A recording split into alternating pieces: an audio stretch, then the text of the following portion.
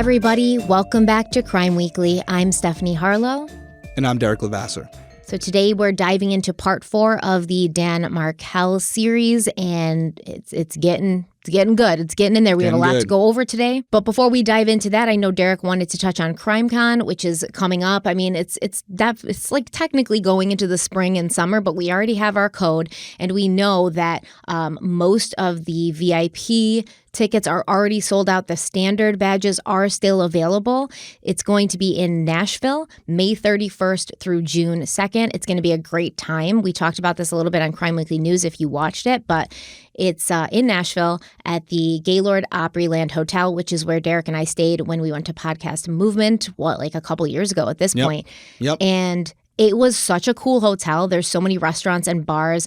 And, you know, the great thing about CrimeCon is during the day, you're going to get all of this cool true crime knowledge. You're going to get to hear some of the foremost experts in the true crime field speak. And you're going to learn so much. And then at night, we're just going to have some drinks, have some food, have fun, get to know each other, relax. And it's just a great time. So if you've never been to CrimeCon before and you want to make it to this year's CrimeCon, you can use our code Crime Weekly. And how much are they going to get off? I have no clue. I have no clue what the discount is, but there is a discount. There's a discount. Somebody in the comments, if you mention it, I'll pin the comment. But there is a discount there. There is an advantage to buying them earlier. You're going to get a discount, and you're going to get to hang out with us, and you're going to get to see us and so many more of your favorite podcasters and people in the true crime community. It's going to be a great time. I'm really excited for Nashville because it's a great city. I'm sure you guys know. Yeah, it's awesome. And come and see us. Yeah, the big advantage for me from a business angle, when you use the Crime Weekly code, it obviously punches out on the CrimeCon end. Mm-hmm. So I get an idea of how many of you are coming, which allows me to figure out logistics as far as how much and we can bring enough coffee, merchandise, all that stuff. So you're helping me out as well. I really appreciate it. And speaking of coffee, we want to talk about Criminal Coffee really quickly. We haven't really talked about it in 2024 that much, but we are, still selling the coffee. We have whole bean, we have ground, we have K-Cups. All of that is still there. Check that out if you haven't tried Criminal Coffee before. Re-up if you want to. Do we want to give a code for them? Because we haven't done that in a while. I mean, we can do a code if you want. 2024? Yeah, let's do 2024 and let's do 10% off.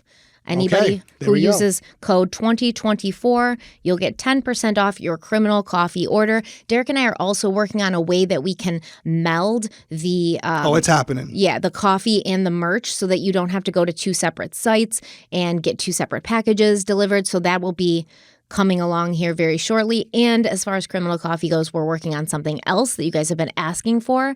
It's in the works. We're doing it, and it's going to be out soon. And as soon as it's out and ready, you will be the first to know. Yeah, I'm actually putting in my phone right now code for Criminal Coffee. And like you said, we're working on it. It's 100% happening. We're already behind the scenes working on it. I hate it. I'm merging the sites. We just got to figure out logistics as far as the fulfillment and shipping out. But I'll get there. We'll be good to go. But yeah, go to criminalcoffeeco.com. We got everything there. Continue to support the coffee, what we're doing.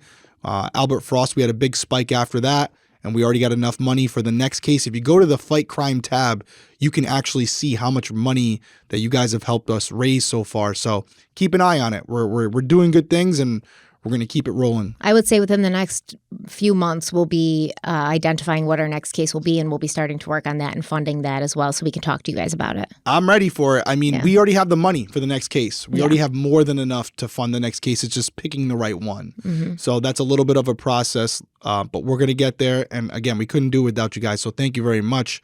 Just wanted to hit that. I know I hit it on Crime Weekly News, but not all of you listen to Crime Weekly News or watch Crime Weekly News. So we hit it here. CrimeCon, Criminal Coffee, and now Dan Markel. Yes, let's dive in. So I'm not going to do much of a recap because I know everybody's really following this case very closely. I see you guys in the comments on YouTube. I see you in the comments on Instagram. You're transfixed by this as I am. I mean, I can't pull myself away from this case. So let's just dive right in. When we last left off, Dan Markel had been shot in the garage of his home. They had identified a Prius that they believed was connected to his murder. They'd brought Dan's ex-wife, Wendy Adelson, in for an interview. And a few days after they interviewed Wendy, they also spoke to her ex-boyfriend, Jeffrey Lacasse, and he had a lot of stuff to say. And we're going to kind of pick up with that because he's not done. And he's going to talk about Wendy, but he's also going to talk about Donna Sue Adelson. He's also going to talk about Charlie Adelson. And we're going to learn a little bit more about the individuals who were in that Prius who ended up being responsible for Dan Markel's murder and what their connection was to the Adelson family. So let's dive into that. Yeah, I'm ready to get into it. The engagement in the comments section has been great. This is a really fascinating case. And we're on episode 4, but there's still a lot to cover. And I think what I said in episode 1, as far as what was really fascinating to me about this case, is what really happens from this point forward, right? We have the crime occur. We've kind of laid the foundation. You're very well familiar now with Wendy, all the players, Dan, and Donna, and all the characters in the story. Now we're going to get into how we get from this assassination to law enforcement tying this all together. And which is very cool. It wasn't just there on a silver platter for them. They had to work. So this is one of those cases where we get to kind of give law enforcement their flowers a little bit because they did a really good job. Like, this case is a ready-to-go movie, honestly. They could just, what did I say to you when we were talking? I was like, this is a movie for sure. Yeah, they could just take it exactly as it happened, change nothing, dramatize nothing, and it would be a riveting movie or like Agreed. Limited series or something. It will be. It will be at some point. Yeah, because it's just bizarre, but... All right, Wendy's ex-boyfriend, Jeffrey Lacasse, he would speak to the Tallahassee police 3 times, the first time being on July 21st, just a few days after Dan Markel's murder. Now, at the time of the shooting, Jeff Lacasse was hundreds of miles away in Tennessee visiting a friend, but he had his own theories about who could have been behind the crime. Let's do a quick recap with some added context for what the relationship between Wendy Adelson and Jeffrey Lacasse looked like. Jeff and Wendy began dating in the fall of 2014. And at that time, Jeff was aware that Wendy was seeing other men besides himself. After Christmas, the couple had a conversation about being more exclusive, and by March 1st, they were officially boyfriend and girlfriend, which Jeff took to mean that Wendy would no longer be dating other men. Jeff described Wendy as being almost like a siren, irresistible, someone who put a spell on men, including himself. During his interview with investigator Corey Hale, Jeff Lacasse said, quote, "Once you date this girl, you'll do anything for her. I'm not the only man that's been under her thumb in that way. I mean, she really has this charisma and sexuality, and so, you'd throw yourself in front of a bus for this girl." End quote. But Jeff also seemed a bit resentful of Wendy's power over him, describing to police how she would post photos of herself on Facebook for attention, and he said she had a big mouth and would have no problem telling him how other men worshipped her. Once they were officially dating, Jeff spent a lot of time with Wendy, and he would spend the night at her place every time she didn't have her sons with her.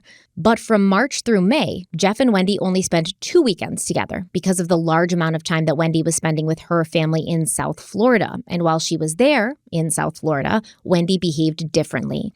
Jeff would have a hard time getting in contact with her. She was unresponsive and not available to talk as much, and she claimed that it was because she was busy with her 2 boys. But Jeff didn't really believe that because Wendy had built-in full-time daycare when she was with her parents in Coral Springs, and sometimes she would be MIA late at night when the kids should have been asleep. This led Jeff to suspect that Wendy had someone else in South Florida that she was spending time with. In May, Jeff and Wendy began fighting, and the main focus of their arguments was another Florida State University professor named Daniel Sack. Wendy and Daniel Sack had dated previously, but Wendy had told Jeff that their romantic relationship had ended the previous fall, and after that they'd remained friends who would sometimes get together to catch up over a cup of coffee. However, Jeffrey Lacasse didn't believe Wendy. He said he had a good indicator for when people are lying, and when he asked Wendy if she'd been in love with Daniel Sack, she refused to answer, saying that she was offended by Jeff's lack of trust in her. A week after he and Wendy argued about Daniel Sack, Jeff walked into All Saints Cafe, only to find Wendy and Daniel sitting at a table together. Jeff said that he didn't like the looks of the situation. Wendy was giggling too much and twirling her hair, and he almost walked over to confront them, but then he decided against it because he didn't want to get arrested. Instead, Jeff went into the bathroom and Wendy followed him, crying and trying to explain. She said that her friend, Daniel Sack, was moving to Massachusetts Massachusetts the following day. They were just meeting one last time before he left Florida. By June, Daniel Sack was gone, and Jeff Lacasse remembered that Wendy completely changed towards him, saying, quote, "Wendy became the best girlfriend all of a sudden. It was really interesting. All of a sudden, I had this new girlfriend, like she was attentive and everything," end quote.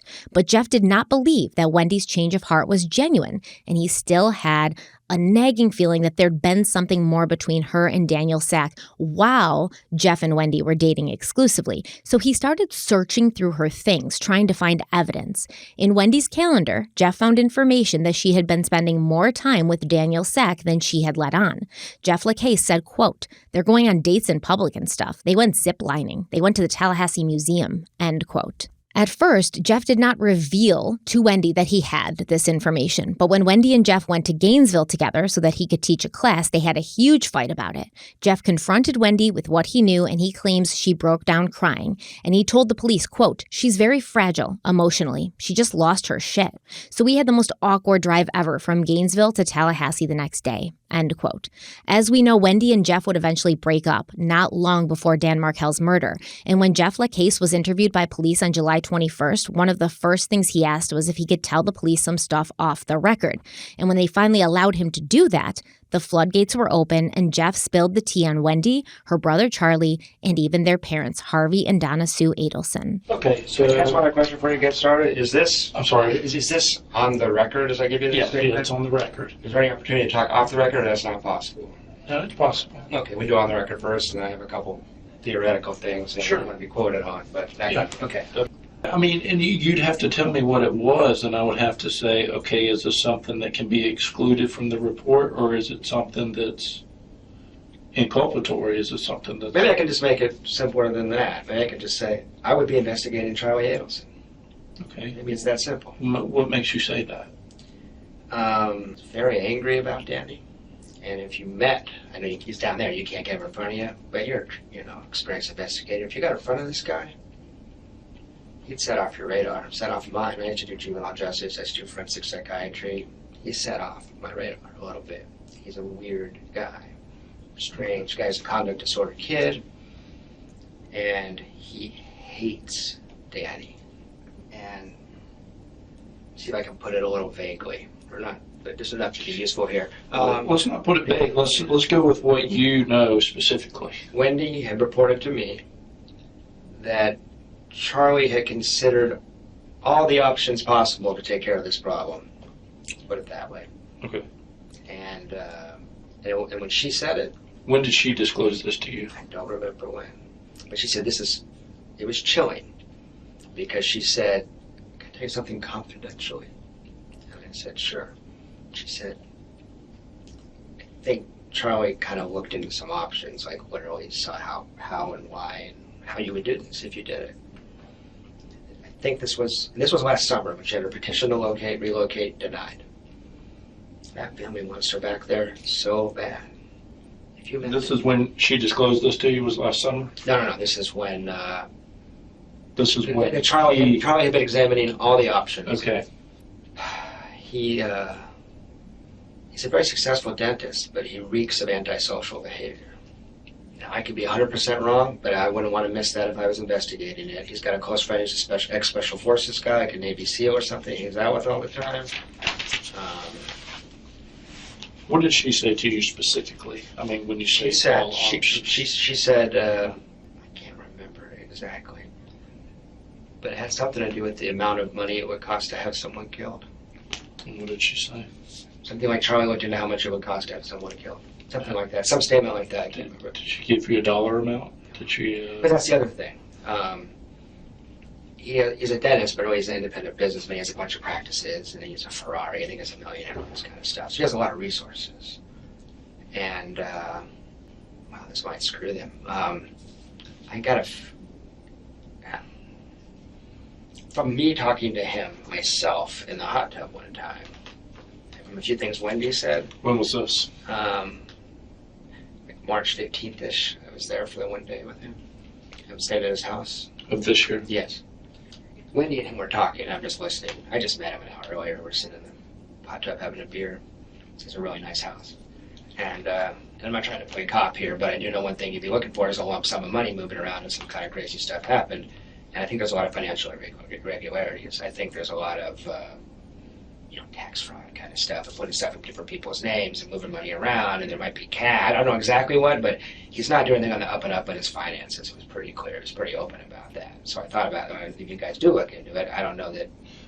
How the exact conversation in the hot tub go?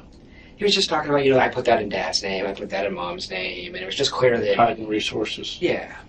Monetary resources. Yeah. So if you have to do an investigation, that's something you guys should know, because I think there's a lot of... I don't know if it's illegal, but I know there's a lot of... he plays the system, All right, I have a lot to say about that clip because it also bleeds back into the previous episode where we discussed Wendy's involvement or potential involvement. So let's take our first break. We'll be right back. When you get cornered by that aunt at a family gathering and you feel like you have to bend the truth, the one who asks you, like, when are you going to get married? When are you going to have a baby? Why haven't you moved out of your mom's house yet? And you explain what's going on only for her to not really listen and just judge you. While you may have to grin and bear that with your family, you shouldn't feel that way when you're talking to your doctor about, that rash that weirdly looks like a piece of pizza that you ate one too many times a week. Enter ZocDoc. This is the place where you can find and book doctors who will make you feel comfortable and actually listen to you. And we're not talking about just a few options. We're talking about tens of thousands of doctors, all with verified patient reviews, so you can make sure that their vibes are vibing before you even meet in real life. With ZocDoc, you've got more options than you know. ZocDoc is a free app and website where you can search and compare highly rated in-network doctors near you and instantly book appointments with them online. And I think it's really important to emphasize the fact that it's a free app, that it's going to do all of this for you, and it's free. Once you find the doctor you want, you can book them immediately. No more waiting awkwardly on hold with the receptionist. No more making millions of calls, trying to find the person that takes your insurance, the person that's available when you need them to be. Sometimes you have to wait weeks or months for an appointment, but not with ZocDoc. You can also filter specifically for the ones who take your insurance, for the ones who are located near you, and for the ones who treat basically any condition you're searching for. And like I said, you don't have to wait weeks. You don't have to wait months. Sometimes you don't even have to wait days. The typical wait time to see a doctor booked on ZocDoc is between just 24 to 72 hours. That's it. A lot of the times you can even score same-day appointments, which is perfect for me because if I make an appointment, then I will forget to go. But if it's the same day, I will get there. So we love ZocDoc. We think it's an awesome way to find a doctor that's going to fit perfectly for you. And Derek's going to tell you how you can check them out for yourself. That's right. Just go to ZocDoc.com/crimeweekly and download the ZocDoc app for free. Then find and book a top-rated doctor today. Once again, that's ZocDoc.com/crimeweekly. One more time, ZocDoc.com/crimeweekly. All right, so I just want to kind of go over that clip that we just watched really quick before you give your take on it. Yep, that's cool. So Jeff Lacasse says, basically right after, minutes into the interview, I'd be looking into Charlie. He said, Wendy's brother, Charlie, he's a really weird guy. He was, had conduct disorder as a kid. He reeks of antisocial behavior. And then Wendy had made that comment to Jeff saying oh, can I tell you something in confidence? That her brother Charlie had been looking into seeing how much it would cost to have someone killed. And Charlie had done that the previous summer, right after the court had forbidden Wendy from relocating with her two sons. Jeff also mentions that he was with Charlie in his hot tub. And this is March 15th.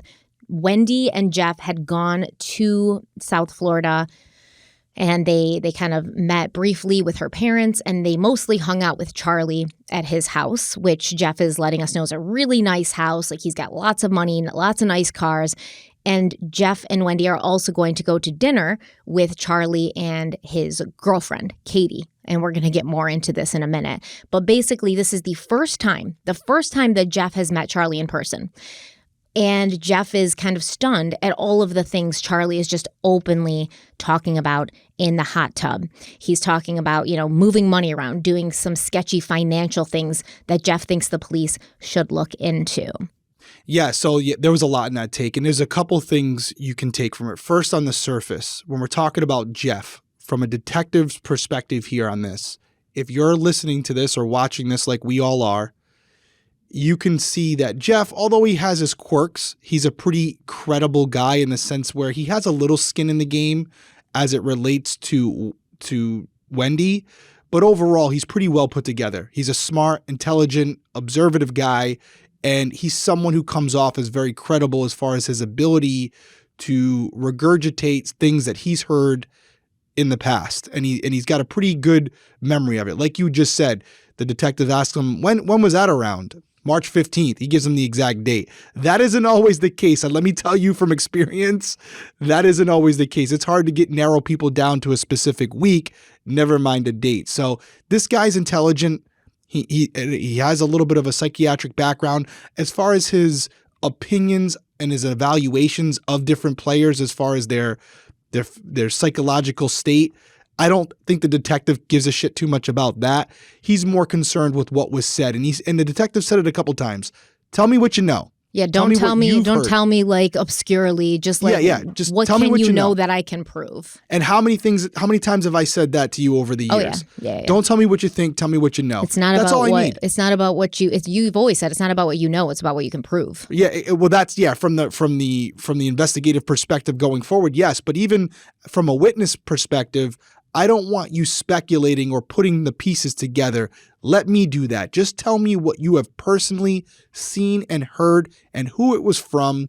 That's all I need from you. So to dive in to what Jeff said in this, it goes back to the conversation that you and I had last episode and a lot of people engaged with on YouTube specifically regarding Wendy's interview where she's initially told that Dan Markel has been shot and is not going to survive. And you've made your opinions known.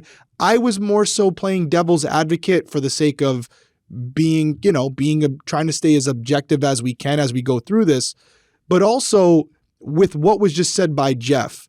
And I think I said it last episode, correct me if I didn't, but I'm pretty confident that I suggested that even if Wendy wasn't involved in the actual, plan to kill Dan Markel, there were numerous instances in her behavior that suggested she was very concerned immediately when she heard that Dan had been shot, that her family was involved. Mm-hmm. And at minimum, when she made that call to her mother, Donna, she was concerned at how Donna was going to react and what she was going to say.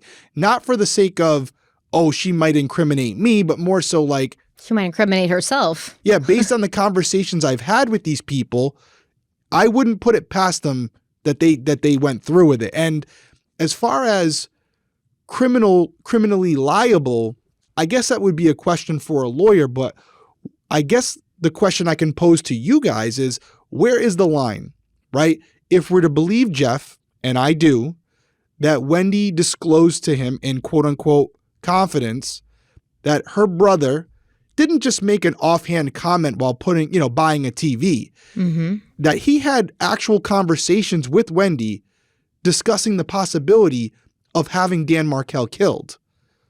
Where does her culpability fall on that? Does she have a responsibility to go to the police? It's not a crime to not report it, but does she become an accessory to some degree? I get morally, without a doubt. Could she have prevented this if she would have disclosed this information to law enforcement earlier? Of course. But I guess I want your opinion on that as well, because I know where you stand on it. I know you've given your opinion as far as you don't believe her, and a lot of the commenters agree with you. They're not buying the interview at all. But where do you stand on it? Is there a possibility in your world where when she gets told that Dan's been shot, it's not necessarily because she's like, oh man, they found out about me, or she's like, I already know who did this. I already know who did it. Yeah, absolutely. I mean, like, it's not that I don't believe her that she wasn't involved. I don't know. I just don't believe that she's this innocent doe in the woods and she has no idea about what's happening and like, I'm so blindsided. Who would do this? Who would do this? My family absolutely hates him and wishes he would burn in hell, but they wouldn't do this. I don't believe this little innocent girl act at all. She's a grown woman. She knows exactly what she's doing. I apparently have more respect for her and her intelligence than she wants other people to have for her, because she wants people to think she's just like, I have no idea. Like, officer, was I speeding? I didn't know. Like, it's just really, I hate when women do this, by the way.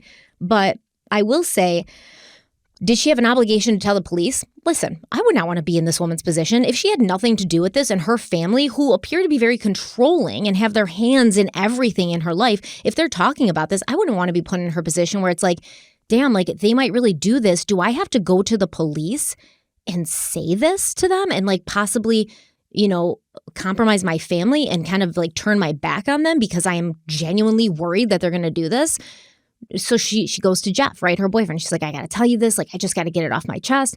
And maybe she's waiting for somebody like Jeff to say, you should go to the police. And maybe that doesn't happen. But what I will say is a lot of all of this that came out about Charlie and Wendy talking about having someone killed, they're going to pose it in court. Charlie and Wendy are. It was just a joke. We were just joking. In my experience, this happens a lot. When people say things that are offensive or like hot takes or whatever, then they'll be like, I was just joking, because it's easy to say that. Yeah, well, it was just flippant. It was just a joke.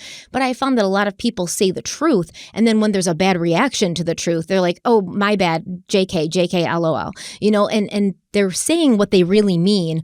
But then when regular society is like, ugh, they're like, it's just a joke. That's funny. It happens. Like brutally honest people, they'll say something to you and you'll be like, ouch, like that was offensive. And they'll be like, oh, so I was just joking. But they weren't. They weren't joking. They were waiting for your reaction to see how you would, react so that they could know how far they can proceed with you. So it's very easy for Charlie and Wendy now to be like, oh, that was all jokes. But the fact of the matter is, Dan Markel ended up shot to death. So was it a joke, or are you just trying to make us think that it was this like flippant, like, yeah, we're just talking about having somebody killed in a professional hit? Like, I don't know. No, there's two things there. First off, if it's a joke, then I don't think Wendy, and Wendy genuinely took it that way. I don't think she goes and makes a serious conversation with Jeff. Exactly. She was concerned. She was absolutely concerned. Mm-hmm. And secondly, and I'll just speak for myself, I've definitely heard or made comments where I'm like, yeah, I wish that person would take a long walk off a short cliff. Like, it's a joke. Like, you don't actually hope that something bad happens to that person. But I think the conversations between Wendy and Charles were much more serious than that. Charles had made direct quotes that he knew people who could kill people, right? Like there was no he had a means, motive, and an opportunity to do it. He had the resources to actually carry out what he was implying. When you're actually looking into it, it's not a joke anymore. Yeah, I think if he sits Wendy down and goes, yeah, I talked to my connections and it would be about $40K to kill him. So it's just too much money. I'm not going to do it right now. I'll buy you a TV instead. That's not a joke. But even that comment could have been a joke, but it sounded like there was something else where he was like, yeah, we could do it this way. We could, we could offer him $1 million, or we could just pay someone $1 million and have him killed. Yeah. I feel like those conversations were happening. And if they were, that's where the ethical dilemma comes in, that, Wendy could say something. Or it's like, we could pay him $1 million, but he doesn't want that. And you know what? That's fine, because it's going to be way less than $1 million to pay somebody to kill him. Exactly. So, Like I said, I'm not defending Wendy. At minimum, when that detective told her that Dan had been shot, there's not a fiber in my body that doesn't think her first reaction was they finally did it. I know what happened. Yeah. They did it. And by the way, that's not even a leap. Like, that's not like some detective keep deep look. She literally vomited at the mouth and was like, hey, my brother has said he was going to hire a hitman, and they've made comments that my family really hates him. They really hate him. Like, you don't understand. They really hate him. Yeah. And she was like, I'm concerned what they're going to say. I mean, she was already processing it out loud. Mm-hmm. So it's not a big leap to say that's what she was thinking about when she initially heard. So fascinating stuff. The fact that we're sitting here now, and where the case stands as far as who's been charged, who hasn't, it's interesting. And a lot of people in the comments said that they believe when she called her mother, one of the first things she said was, I'm at the police station, because she wanted her mother to know where she was so that Donna wouldn't say something incriminating. Yeah. And it wasn't even, for me, it would have been like, if I'm Wendy calling my mom and I know my mom extremely well, I would obviously try not to get her in trouble by saying, hey, I'm at the police station. But for me personally, knowing my mom so well, I would be looking for how she responded, because I would know instantly if she was involved or not, just by her response. You know what I mean? Like, you call your mom and you ask her something, she may say one thing, but she's feeling another way and you can sense it. Yeah. So I'm sure that's what Wendy was looking for as well when she calls her mom like, hey, Dan was shot. He's not going to survive. And Donna's like, oh my God. And maybe Wendy's inside going, holy shit. Yeah, because the way I saw it was she was like, Dan's been shot. And Donna's like, what? Oh, no. Yeah, but like, oh, if you saw her, she'd be like, what? Oh, no, this is horrible. And she's like punching the air and dancing, So Wendy knew that she didn't know necessarily, but she sensed that they could have been responsible. I don't even think that's up for debate. It's like there's with what she had heard in the past. And that's why I keep saying at minimum, because I'm sure other people feel very differently as far as her level of involvement. But at minimum, based on what she said to law enforcement that day on record and what she's told previous, she told Jeff, there's no disputing that anymore. She was aware that Charlie was contemplating having Dan Markel killed. And now I know the defense is that it was a joke later, but again, just to reiterate, if it were just a joke, she wouldn't be confiding in her boyfriend at the time about this comment that was made if she wasn't really concerned about it. Yeah, I have an older brother who's protective of me. And, he has said in times when I've been in bad relationships, like, oh, man, I'd like to kill this guy. But if somebody brought me into the police station and was like, your boyfriend was killed, I wouldn't be like, oh, my God, it was my brother. That would not be the first thing. And I would absolutely say, there's no way. Like, yeah, my brother's mad but there's no way he did this. I'm not even considering it. I know my brother inside and out. He's not capable of murder. And she did not have that reaction. So let's move on. Yeah. Because when Jeff was talking to the police at the time, he didn't remember exactly when Wendy had made that confidential statement to him about Charlie looking into the price of a hitman. But he goes through his texts, his calendar, and he goes back to the police and lets them know that she said this to him on June 14th. So this is just about a month before Dan Markel was killed. This guy's so inappropriate. Please don't write this down. He's so inappropriate. We're sitting in the hot tub, and he starts talking about sex acts with his girlfriend that he did to punish her for bad behavior in front of his sister. I'm like, and I didn't know what to do. I just met him, protected with my girlfriend. This is just so weird, It's like this guy's, his social radar is way off. His sense of right or wrong, just norms is just off. He set off my radar. Now, I don't know if he did this. But if you're looking at somebody, don't miss him. He takes sex tourism trips to South America to have sex with underage prostitutes. Wait a minute, back up a second. Yeah, he takes sex tourism trips to South America to have sex with underage prostitutes. Sex tourism? Yeah, okay. Yeah, South America. I'm kind of a sheltered guy. Well, I was shocked not only that he would tell people he did that, but that he would tell his younger sister. That was strange to me. Very odd. And there's this odd dynamic between them. The whole family is real weird. He talked in the hot tub about punishing a girl by anally violating her in front of Wendy and I, like bragging about the fact that he'd hurt this girl because she had got him in an uncomfortable situation. So he came off like an offender to me. He came off like a, kind of sociopathic, like, this is strange. He just met me. He's telling me this. It was really, really weird. Yeah. Okay. Charlie's talking about, punishing girls through anally violating them in front of his sister. It's just. Is it braggadocious? Yeah. Like, she got him punched out at a wedding. He had a Korean girlfriend that brought him as the only white guy to 400 Korean people and just him. Some of the men took offense and he got punched out. Charlie did? Yeah. So the way he handled that was to anally violate her and then brag about it the next day. I mean, it was really, really weird. That had happened the day before y'all got in the hot tub? No, I misspoke there. It was pretty recent. It wasn't that day, but it was last month, last couple of weeks, something like that. So he goes to a Korean wedding as the only Anglo. Yeah, exactly. And some men took offense because he was a date for one of the Korean girls that was at the wedding? Exactly. Got punched. And he probably opened his mouth or something. So, he says he got sucker punched, but I don't know. Okay, so so his way of getting retribution is the girl that brought him to the wedding is to rape her? Well, it did not rape. It wasn't rape. It was consensual sex. But he was bragging about the fact that he made it hurt a lot and that kind of stuff. Oh, okay. And that was just... And that was anal penetration Yeah. he's bragging about. And it was 20 minutes after I met him. I got you. So I'm just like, this is not normal. This is strange. Guys will talk to their guy friends, although I've never said anything like that. I would never want to hurt a woman. It's, Right. you know, so it's... so it just struck me as very, very odd. And I can also see him doing this without ever telling Wendy he did do it. I can see Wendy being innocent, puzzled, and Charlie did. I can totally see that. So now he's very protective of her. He's also really cocky and arrogant and narcissistic. I wish you had him in front of you, because I think he'd set off your alarm bells. That doesn't mean he did it, but he's aggressive, he's argumentative, self-focused on himself completely. He's got 3 girlfriends at a time, which some people do that, I know, but no qualms about it, you know.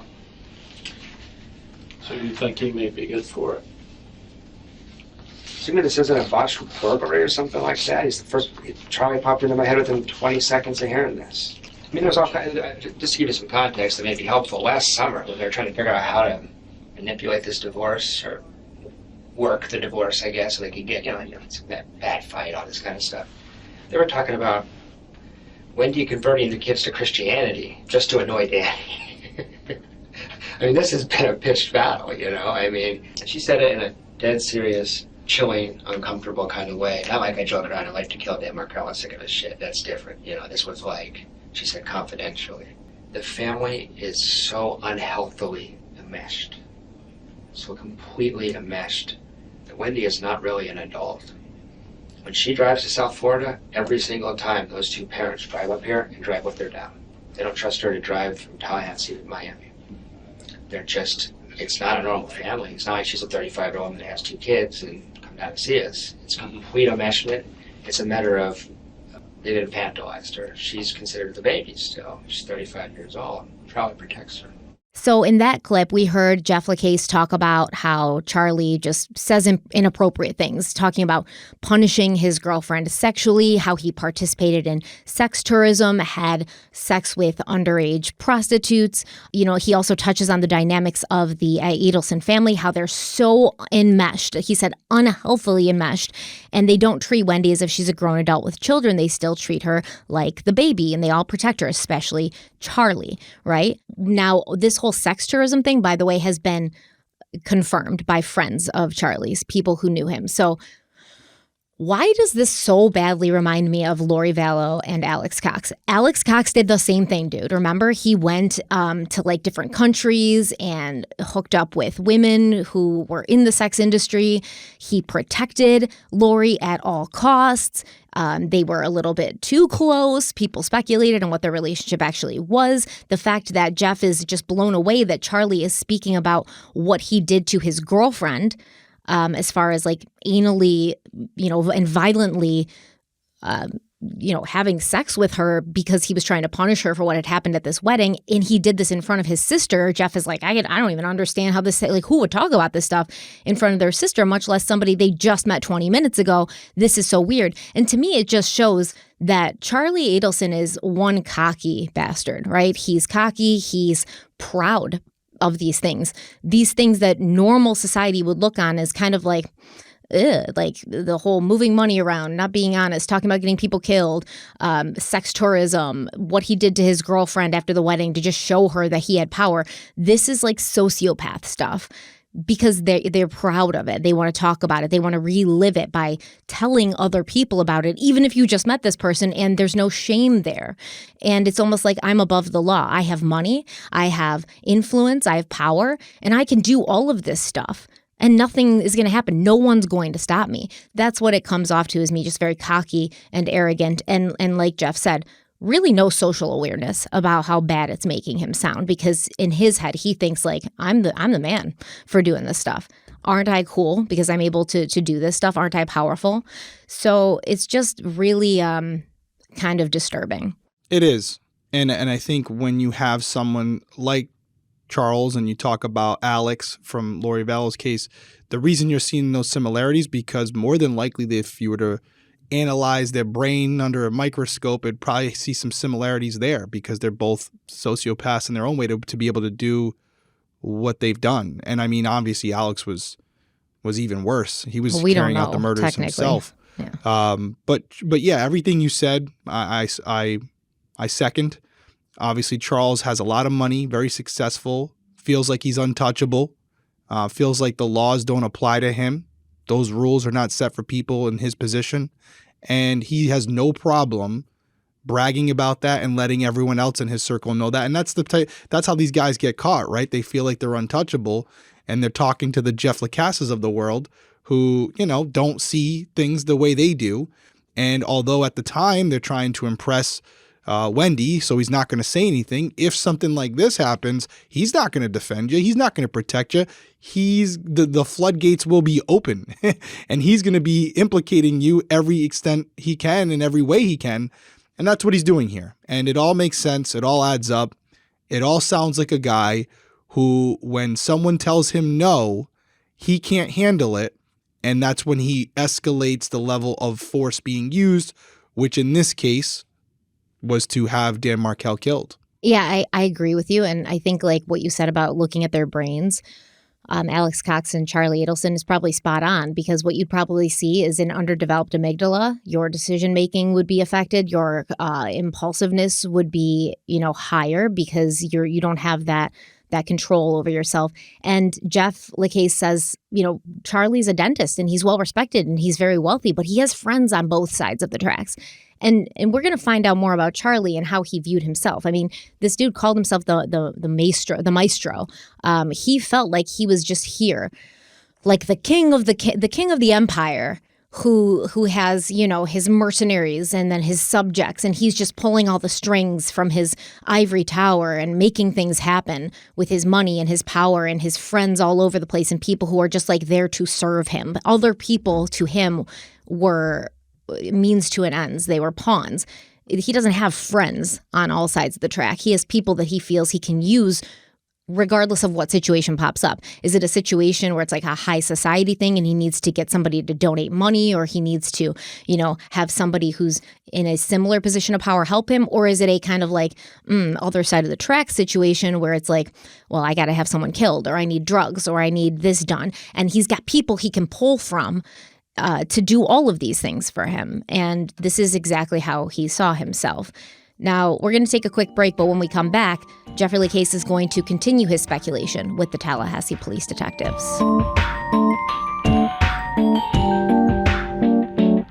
So you have heard Derek and I talk about IQ Bar multiple times because we love it. IQ Bar for me has become my go-to solution when I'm feeling hungry, but I don't have time to actually make a meal and I want to eat something healthy that's not going to make me feel lethargic, that's not going to make me feel like just curling up and taking a nap. And IQ Bar has come in clutch. You can win your new year with superior brain and body nutrition products from IQ Bar. Their plant protein bars are the perfect low-carb grab-and-go breakfast. Their IQ Mix Zero Sugar Hydration drinks replenish electrolytes lightning fast, and their IQ Joe Mushroom coffees are packed with magnesium and lion's mane adaptogen to keep you focused all day long. Lion's mane is great for mental clarity and focus. It's one of those ingredients that I highly suggest you get into your diet every single day, and with IQ Bar, you can. And over 10,000 5-star reviews and counting are not lying. Everyone loves IQ Bar. If your 2024 resolutions involve leveling up your diet, start with IQ Bar's brain and body boosting bars. Their ultimate sampler pack includes all of the things that IQ Bar has, whether it's their protein bars, they also have their hydration mixes and their mushroom coffees. And you get 7 IQ Bar flavors, 4 IQ Mix flavors, and 4 IQ Joe flavors. And today our listeners get an exclusive offer of 20% off plus free shipping. All you have to do is text weekly to 64,000. I think that the ultimate sampler pack is a great way to try all the IQ Bar products and flavors. And keep in mind that all IQ Bar products are entirely free from gluten, dairy, soy, GMO, and artificial sweeteners. So if you're on a certain diet or if you have sensitivities to any of these things, you're safe. Whether you're running a marathon or running errands, IQ Bar empowers doers with superior brain and body nutrition. Their plant protein bars are packed with high-quality ingredients to keep you physically and mentally fit, and they are delicious. That's the most important thing here. Like, obviously, it's important that they're good for you, but they're delicious. Every single flavor, whether it's chocolate sea salt, peanut butter chip, wild blueberry, and more, are so good. They don't taste like they have zero sugar in them. They don't taste like they're really good for you. In fact, this is my midnight snack go-to now. So we really do believe that IQ Bar is amazing. They make the #1 brain and body nutrition bar, hydration mix, and instant coffee in the U.S.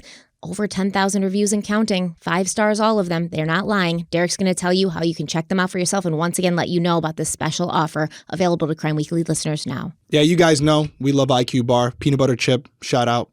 Eat it all the time until I run out of them. Then I got to order more. But now's your time to try it. So refuel smarter in 2024 with IQ Bar's Ultimate Sampler Pack. That's 7 IQ Bars, 4 IQ Mix Sticks, and 4 IQ Joe Sticks. And now our special podcast listeners and viewers can get 20% off all IQ Bar products, plus get free shipping. To get your 20% off, just text weekly to 64,000. Go get your discount. That's weekly to 64,000. One more time, weekly to 64,000. Message and data rates may apply. See terms for details.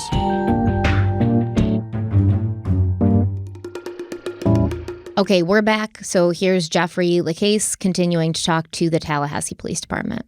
I don't think Charlie would have done it, by the way. But he's a real rich guy, but he's got friends on both sides of the tracks, and he's real street smart. He's always trading and stuff like that, and got this buddy that's in the special forces, and so he's like a dentist, but he's hanging out with guys that different social class actually, and kind of antisocial, impulsive, angry, fiercely protective of Wendy. And I've heard him say, I'd like to kill that motherfucker. I mean, I've heard him say that so many times. Now, I've said that out loud, too, and I didn't do it, but there's something different about Charlie. He reminds me of like an antisocial. Charlie's an older brother? Yeah. She's the baby girl? She's the baby girl. Yeah. Out of Charlie, mom, dad, who else is there? It's just Charlie, mom, dad. That's okay. It. That's it. All right, out of those 3, you're saying Charlie would be the most volatile to do something? What would he do? He'd get his buddy in the special forces to do this, or he'd get some seedy guys down in the Cuban neighborhood or something like that. That's what he would do. Something like that. I guess the point is that Charlie doesn't just hang out with other dentists. He hangs out with all kinds of people, so it's not like he's some snobby dentist that's not gonna... Damn. Jeff was on the trail there, Jeff. Maybe you should have been in law enforcement. That's why they call him Sherlock Holmes, because he fucking nailed it. He's maybe some guys from the Cuban neighborhood. I mean, he's like, hey, you want to look into this guy? That's the guy I'd have right in front of me right now. This is how I think he'd do it. I mean, damn. Yeah, that's what I'm saying. When I looked at the comments from last episode, there was a couple people, not many, but they were like, I don't really know how I feel about Jeff. He seems to be kind of salty about Wendy. And yes, of course, because... Yeah, he definitely is, yeah. He was manipulated, right? Two things can be true, though. Yeah, he thought that she was in it like he was, and then he found out she wasn't, and then he started to see who she really was, and he always saw it, but he started to accept it, and now he's kind of pissed. Yeah, now he's putting the pieces together. But he put the pieces together pretty accurately. Pretty damn good. Yeah, we got to give him credit for that. On August 12, 2014, Jeffrey Lacasse went to the police department and told investigator Corey Hall that he'd been going through his old text messages. Jeff said that he and Wendy had made plans to go to California to see his parents July 11th through the 17th, but Wendy canceled these plans on June 4th, stating that she was worried she would not be home for the boys on July 18th, which didn't make any sense to Jeff at that time because the boys were scheduled to be with their father that weekend, and Wendy wouldn't have them, so why would she have to be home for them? Now, the notes that were made from this conversation are as follows, quote, in speaking to Lacasse, he believes that Wendy Adelson may be indirectly responsible for the murder of her ex-husband, Daniel Markel. When I informed him that Wendy was not a suspect, he stated, well, she should be, end quote. In March, Jeffrey Lacasse was back for another police interview, and he wanted to talk about how he'd really been thinking about things in hindsight, and he was feeling unsettled about Wendy. Danny had been describing Wendy as a pathological liar and a mentally ill narcissistic sociopath in a semi-joking manner, but to you? To other people. I just heard that through the grapevine. Because people said, be careful with Wendy. She's a little unbalanced. And I said, well, she seems upset about her divorce, but I don't know if she's unbalanced. I didn't take it seriously at the time. That sounds extreme, right? I thought these two people having a nasty divorce. He's calling names. I thought it was totally out of line. It's one of the reasons I was upset with him. Because you see in the court documents, he got sick of her and really went after her legally in a really aggressive way and not knowing the background. I thought it was inappropriate, I thought it was taking things too far to try to disbar your ex-wife, But one impression I'm left with is, I don't think I said this before, like in December and January, I thought that was totally out of line. By May, I don't know if those are technically the correct words, but by May, I knew exactly what he was talking about. And this is a very troubled person, Wendy Adelson, deeply troubled person. And at first, she's gorgeous, she's smart, she's funny. I fell for this girl like a ton of bricks. Most men would. And that was one reason I stuck around too long. But just an overall impression of her. And Danny says this in court documents, actually. A very manipulative person, pathological liar. Wendy was an alcoholic while I was with her. She drank her dinner most nights. Extremely fragile, extremely depressed. Many, many nights hated Tallahassee so much that I thought we're a bunch of country bumpkins, so we liked Tallahassee because she's from Miami. Didn't hide that fact. Thought it was bizarre that I moved here from Phoenix. And the 2 conversations that we had every single day for 9 months were, Danny's an evil monster, and Tallahassee is the worst place in the world to live, and I can't believe I got stuck here because of Danny Markel. And she was obsessed with those 2 concepts. So I got really tired of hearing that, but I heard that every day for 9 months. Wendy's very manipulative in that she plays the victim very, very easily. Whenever we got into a confrontation, she'd pour me. But she just wasn't stable even in the fall, and able to cover it up here or there. One of these people, the first 100 hours you spend with her, you think she's amazing. 101 on, you're like, shit, what did I get myself into here? This person's kind of crazy. So we are going to come back to Jeffrey Lacasse as we go through the series because he's going to testify a lot at the trial. But first, let's return to the days and weeks following Dan Markel's murder and the status of the investigation. All that law enforcement really had to go on was that the Prius that was seen in Dan's neighborhood at the time of the crime, and that they'd gathered surveillance video showing that the same vehicle had been following Dan all day. So police put their main focus on identifying that vehicle and who was driving it. On July 23rd, the Tallahassee Police Department released a photograph of the Prius, hoping that someone would recognize it and call in with a tip, but that did not happen.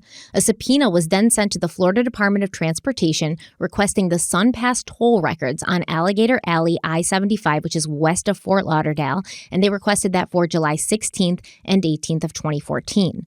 While they waited for that information, detectives also performed a tower dump, issuing warrants to the 4 phone carriers that owned towers in the city, and they were able to isolate all of the phone numbers that had connected with towers near Dan Markel's home, his gym, and his children's preschool on July 18th. What is important to know is that by this time, the police were already working with a theory that someone in the Adelson family may have hired 1 or more people to kill Dan Markel, and this was not based only on interviews with Wendy and Jeff Lacasse.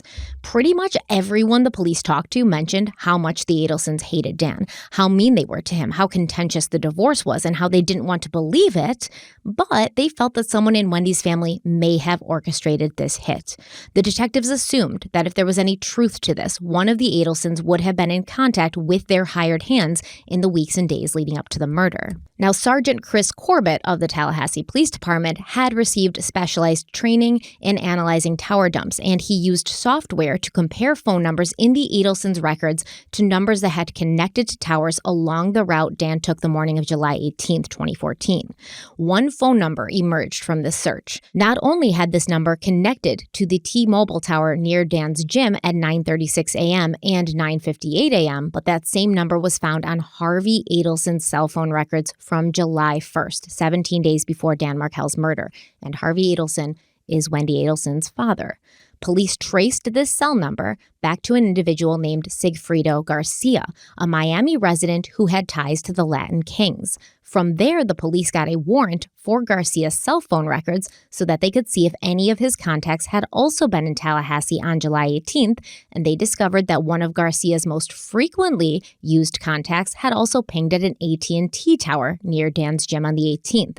This cell phone also connected to a cell tower near Benton Hills on July 17th. The police traced this cell phone number to a man named Luis Rivera, who also lived in Miami and also had ties to a Miami gang called the Latin Syndicate. When the SunPass toll records were finally sent to the Tallahassee police, they discovered that only one Toyota Prius with a transponder fit the bill. It had arrived in Tallahassee on July 16th and left the evening of July 18th. This allowed police to follow the transponder number to a rental car company in North Miami, and from this company's records, they found a July 15th rental agreement for the very same Prius under the name Luis Rivera. Sigfrido Garcia's name and number were also on this rental contract, listed as brother. The owner of the rental car company, Darren Schwartz, also informed the police that he had GPS units installed in all of his cars, and this showed detectives that the specific Prius had been in Tallahassee at 12:26 a.m. on July 18th, parked at the Roadway Inn less than 3 miles from Dan Markel's Benton Hills home. From there, everything was pretty easily put together. Rivera and Garcia had been in Tallahassee the previous night as well, checking into a budget inn at 1 a.m. on July 17th, and Rivera's bank records showed that he'd withdrawn money in Broward County just before 7 p.m. on July 18th. Surveillance video from the drive-through ATM at that bank showed the same exact vehicle seen on surveillance at Premier Fitness and from the city buses, and in the driver's seat, there was Luis Rivera, while in the passenger seat next to him sat Sigfrido Garcia, and you can clearly see this in the ATM camera. Now, Luis Rivera had been a member of the Latin Kings since the age of 10, and he was first arrested 3 years later for shooting another kid in the head with a BB gun. Diagnosed with schizophrenia and bipolar disorder from a very young age, Rivera would remain on the radar of Miami law enforcement, being known for his gang affiliation and his involvement in drug trafficking. Sigfrido Garcia was Luis's childhood friend. They'd grown up in the same neighborhood with the same challenges, and they considered each other to be as close as brothers. Even before he joined a gang, Garcia was having brushes with the law. He was arrested for the first time when he was only 6 years old, and he was once again arrested for setting fire to a house 6 years later, so he was 12 when that happened. Garcia used weed and alcohol from a very young age, and by the time he was a teenager, he had upgraded to cocaine, and he was selling drugs so that he could afford to buy drugs for himself. At 17, he spent 6 months in jail after being caught breaking into a car, and at the age of 20, he was convicted for selling drugs and for witness intimidation. When Sigfrido Garcia was 21, he fell in love with a neighborhood girl named Katie Magbanua, but he felt that she was out of his league. Catherine, or Katie, as she was called, she was kind of a good girl. She got good grades in high school. She didn't do drugs or take part in illegal activities. And while Katie was a student at Miami-Dade Community College, she and Sigfrido lived together, and she discovered that he was selling drugs and walking on the wrong side of the law. After dating for 2 years, Katie broke things off and moved to Orlando, where she majored in health services administration at the University of Central Florida. But she would find her heart softening towards Garcia when he was shot in December of 2005, almost losing his life. Sigfrido Garcia and Katie Magbanua got back together and began living together in Orlando, and within a year, Katie had given birth to their first child, Ethan. When Katie graduated from college in 2007, the couple and their son moved back to the Miami area, where Garcia kept out of trouble and tried to live a life on the straight and narrow. Their second child, Kaylee, was born in 2012, and from all reports, Garcia was a good father. He didn't use any drugs or substances in front of his 2 children, and he wanted to be a better role model than his own father had been. But after more issues with the law and Garcia's drug and alcohol use ramping up after he was laid off from work in the summer of 2013, any effort the former bad boy was making to be a good man fell away. And when Katie found out that he'd been bragging to his friends about having sex with other women, she ended things for good. For Sigfrido Garcia, this was not going to be acceptable because he loved Katie and he wanted to be a family with her and their 2 children, so he spent the next several years trying to get her back. Katie had made her mind up, though, and she knew that there was better for her in the world. She focused on working so that she could support herself and her children, and in late 2013, she was employed at SoFi Dental Care and Orthodontics in South Beach, where she met Charlie Adelson, who at that time was a traveling periodontist. Charlie was smitten with Katie, and when she saw that this well-respected man who clearly had money and wasn't too hard on the eyes wanted her, she allowed herself to be taken in by Charlie and all of his charm. All right, so I want to go back to what you were saying a little. I don't want to skate over the investigation here or how they initially got onto Sigfredo. Obviously, we're going to talk about a lot, but before we do, let's take our break. We'll be right back. Let's be real. Having a pet is expensive. It's sometimes almost as expensive as having a human child. From natural pet food to pet sitting when you go on vacation, the costs can skyrocket quickly. But one thing that's definitely worth it for your fur baby is pet insurance. This podcast is sponsored by Embrace Pet Insurance. It's 2024. Do you still not have pet insurance? Whether you have a dog or a cat, Embrace Pet Insurance offers customized plans for your pet's exact needs. Did you know that every 6 seconds a pet parent is handed an emergency vet bill of $1,000 or more? And trust me, I've been there. And it's unexpected. And it literally throws you for a loop. And it can completely disrupt your finances for that month, for the next month, for many months in the future.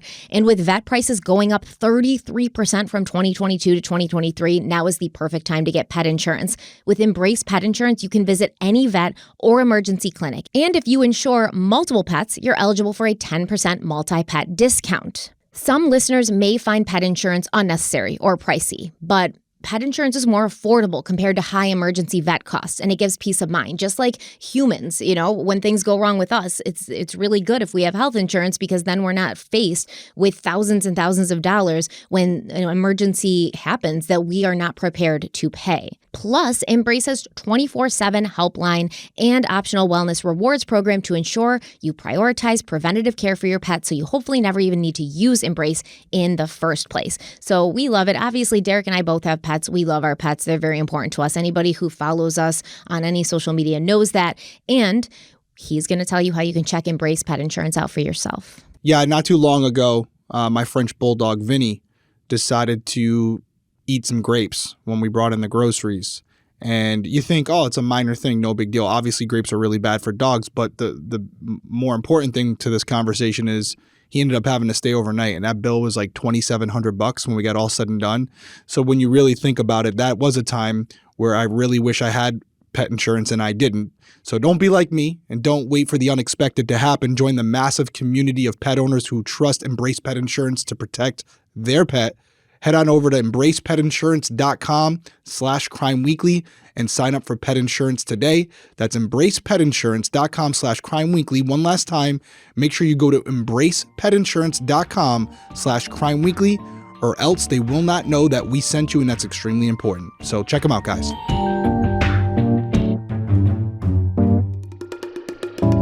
This is starting to, and you laid it out very succinctly, so I think everyone kind of followed you, but just to kind of recap here, because although you laid it out very seamlessly and it seems pretty simple, what was done here to link this all together, not easy.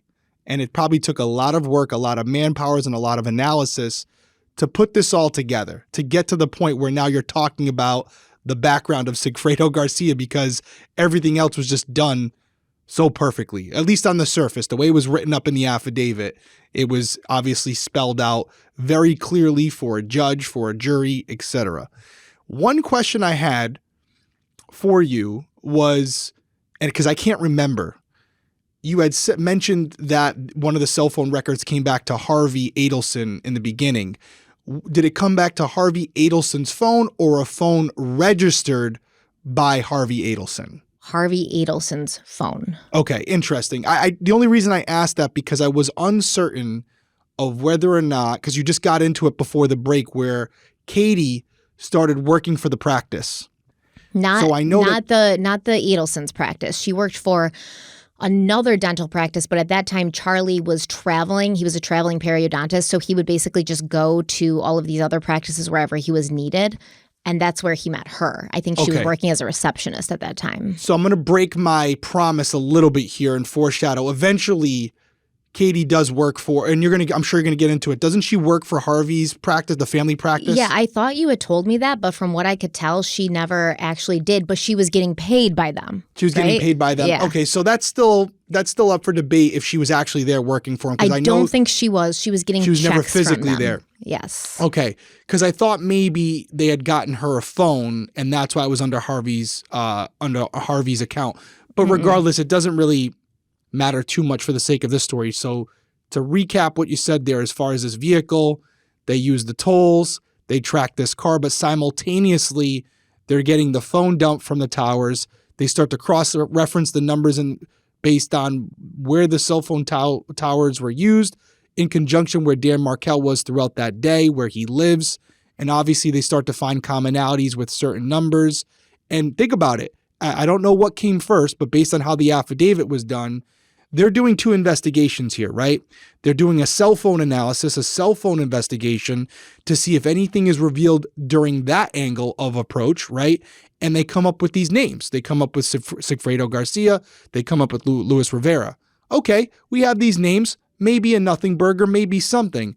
However, then like you said, they get the data from the Prius. They find out that it was a rental. They find out who rented that rental car. And sure enough, it's Sigfredo Garcia.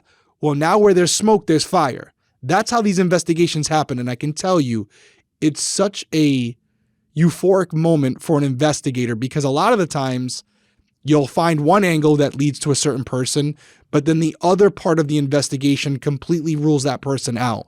And then you got to go back to square one. But when it comes together like this, when you have, and it might have been multiple investigators working this, where they're following one lead, you're following the car lead, they come back to you with the cell phone lead and say, hey, I got this name. And I go, oh, I got this lead and I got this name and it's the same name. That's a high five moment. I can tell you right now. And then add that, we're going to probably have it up here. We can show it again. Add that to what you said about the ATM, where there's actually a photograph where you see Luis Rivera and Sigfredo Garcia in the vehicle driving it, which is important because it's one thing to say their cell phone was there. It's one thing to say they rented a car that was in the area. 2 + 2 = 4, but they could still make a defense that, oh, someone's framing me. Well, yeah, now you got their faces on camera. So good luck ruling that one out inside the suspect vehicle, by the way. So by the way, this isn't the only part of this investigation that was done well. They're just getting started, but they were off to a great start with some really great police work. Yeah, so basically what they were able to do is show that Sigfredo and Luis in that same vehicle, seen all over that surveillance, came into Tallahassee on the 16th, left the evening of the 18th after Dan Markel's murder. That ATM in Broward County was actually, in the Miami area because Broward County is in the Miami area. So now they can put this vehicle coming from Miami, arriving in Tallahassee, leaving Tallahassee, driving back to Miami. And so it shows this route that they took. They came there to kill somebody, they did it, they went home. And now they've got every step of the way, they have some sort of proof and evidence that these two men were the ones in that Prius seen in Dan's driveway, and these were the ones who killed him.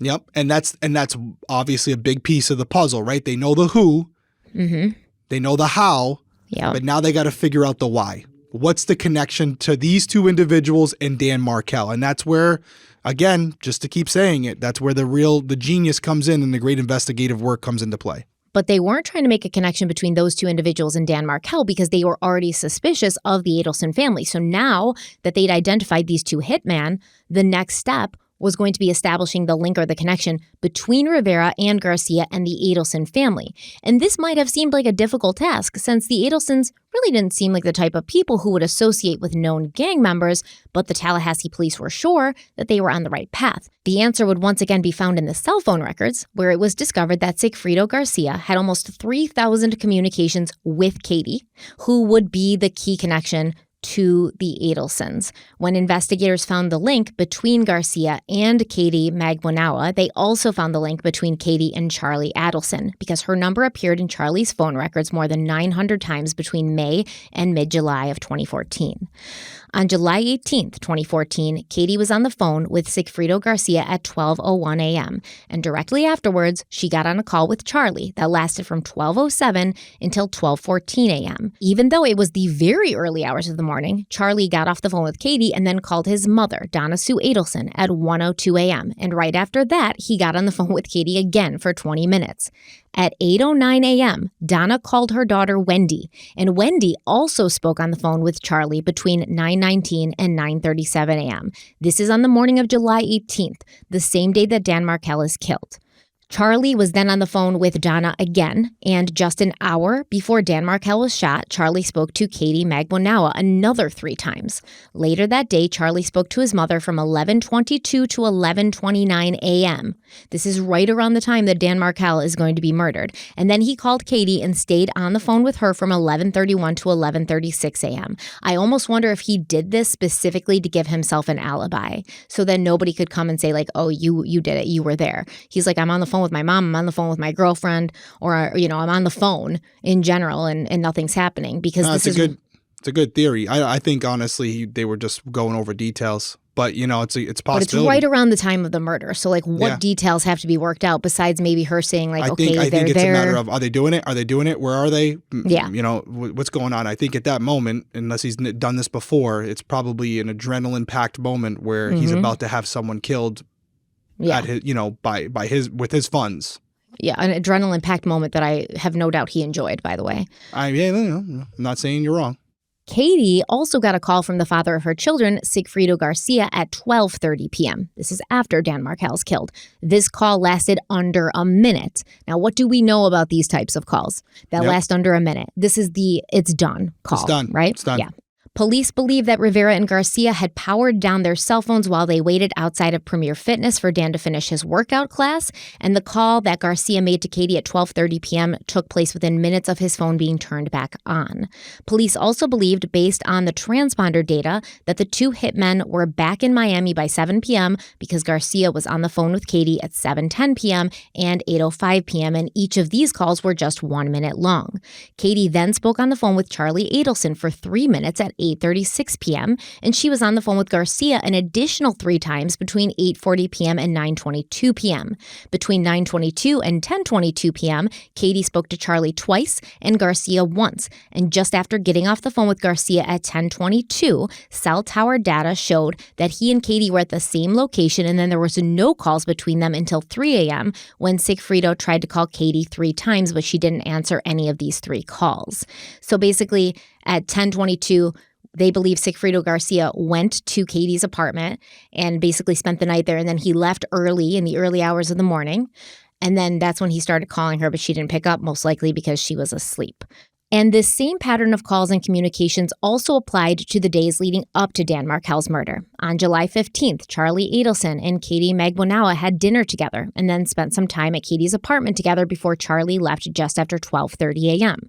After Charlie had left, Katie called Sigfrido Garcia 5 times between 12:48 a.m. and 2 a.m. On July 16th, Luis Rivera rented the Silver Pine Mica Prius around 6:15 p.m. And right after this, Charlie and Katie were having a phone conversation that lasted from 6:29 p.m. to 6:40 p.m. Between 8 p.m. and 9:30 p.m., Katie and Sigfrido Garcia had 30 separate calls and texts between them. When Garcia and Rivera drove from Miami to Tallahassee, Garcia and Katie spoke on the phone 3 times. They also texted each other, and the following day, July 17th, Garcia and Katie spoke on the phone 9 separate times. According to the arrest warrant for Catherine Magbanua, quote, cellular records show numerous contacts between Catherine Magbanua and both Charlie Adelson and Sigfrido Garcia. On one occasion, telephone records show contact between both Garcia and Magbanua's cell phone and a cellular telephone registered to Harvey Adelson, Charlie's and Wendy's father. Specifically, on July 1st, 2014, telephone tower location records show a flurry of communication between the alleged conspirators.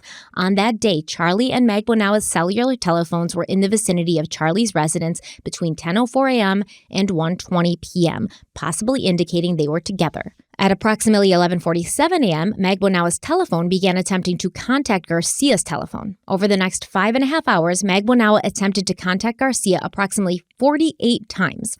At 5:05 p.m., Magbanua made contact with Garcia, and they appeared to have a conversation lasting 6 minutes and 22 seconds. Approximately 9 minutes later, at 5:20 p.m., Garcia's cellular telephone attempted to contact Harvey's cellular telephone. The cellular records indicate this call went to voicemail. There is no known reason for Garcia to call Harvey Adelson.